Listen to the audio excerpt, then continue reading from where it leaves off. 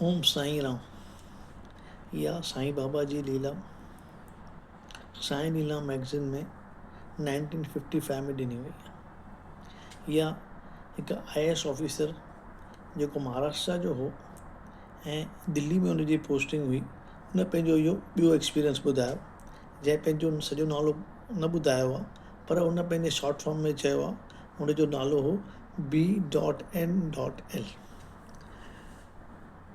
उन ॿुधायो जीअं त पहिरें उन दफ़े में असां पढ़ियो कि हुनजी जोइ ठीकु थी वई, हुनजो साईं बाबा में विश्वास वधियो। थोरनि सालनि खां पोइ हिन खे हिकिड़ी अजीब क़िस्म जी बीमारी थी। हिन खे नक खां वठी करे मथे ताईं हिकिड़ी नस हुई जंहिंमें हिन खे जाम सूरु पवंदो ऐं एॾो सूरु पवंदो जो सही न सघंदो हो करे। कॾहिं लॻंदो हो कि हुन में कंडा था चुभनि ऐं हुनखे जाम रातूं निंड बि न ईंदी हुई करे। जाम डॉक्टर ॾेखारियईं, एलोपैथी इलाज कयईं, आयुर्वेदिक इलाज कयईं, हकीमनि खे ॾेखारियईं, पर केर बि हिन जी दवा जेका बीमारी आहे उहा सम्झी न सघो कहिड़ी बीमारी आहे करे। आख़िर हिन खे हिकिड़ी होम्योपैथी डॉक्टर चयो भई मां तोखे हिकिड़ो इलाजु ॿुधायां थो, तूं इहो ट्राए करे ॾिस। चई हा भले मूंखे ॿुधाए करे।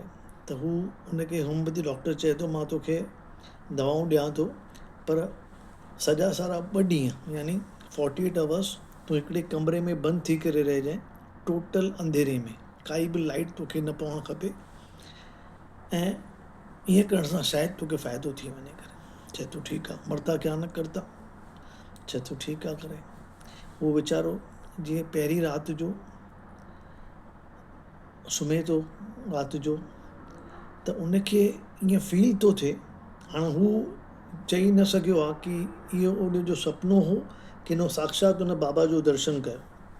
कि दरवाज़ो त बंदि आहे, पर दरवाज़े मां हिकिड़ी सन्ही लाइट अंदरि अचे वेठी, जेका लाइट अंदरि ईंदे ईंदे जाम वधी थी वञे ऐं उन में हिनखे 2 शख़्स ॾिसण था अचनि। हिकु शख़्स किथे सुञाणे थो वञे कि उहो साईं बाबा आहे करे, ॿिए शख़्स खे सुञाणे नथो सघे।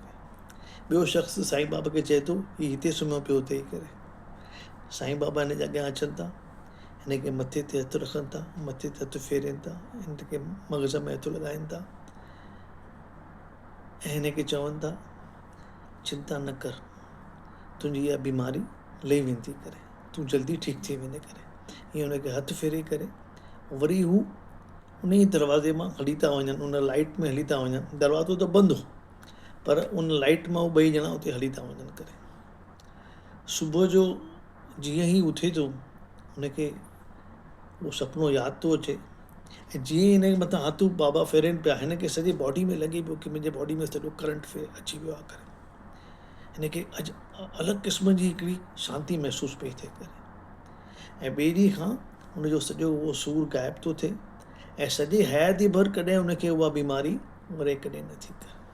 चओ ओम साईं राम, ओम साईं राम, ओम साईं राम।